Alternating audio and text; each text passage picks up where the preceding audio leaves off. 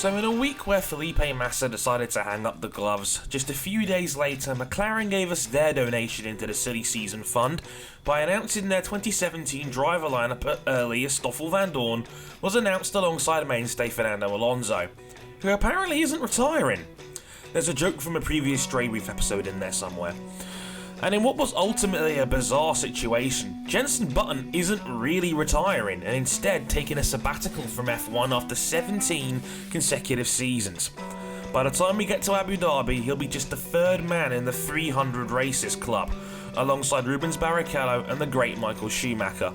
It's the Mika Hakkinen sabbatical all over again. And what makes this decision all the crazier is McLaren's recent driver history, which, safe to say, has been pretty erratic. Until this season, this was the first time McLaren had retained the same driver lineup since 2012. Since Lewis Hamilton's departure, Sergio Perez's relative inexperience came back to bite him, and Kevin Magnussen was collateral damage for Fernando hitting the free agency after 5 years without a title in red. Now Nando was clearly going to get a team built around him again for better or worse, and the team had pretty much reached the point of no return with Stoffel Vandoorne.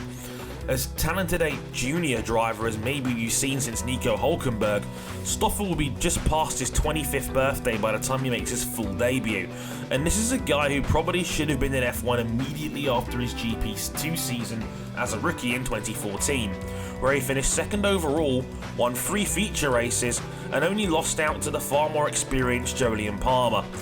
And we all know how well that's worked out at Renault. McLaren having a loaded den of young talent but lacking the resources to give as many opportunities as, say, a certain energy drink firm was always going to lead to McLaren having to make difficult decisions like I mentioned above. And Jenson is still, for me, a very serviceable driver capable of strong results, even if he may be just a half step behind Fernando in this day and age. But on the other side of the coin, I think this was a decision that McLaren had to make and had to make now. Stoffel had waited so long by now, to the extent that if McLaren wasn't going to give him a seat, somebody else would.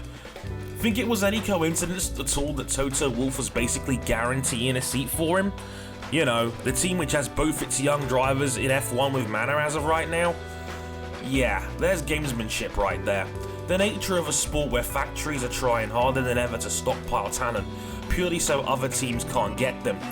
Just look at Renault. They had Ocon on loan, with 2 prime GP2 title contenders in Oliver Rowland and Sergei Sorokin in their back pocket.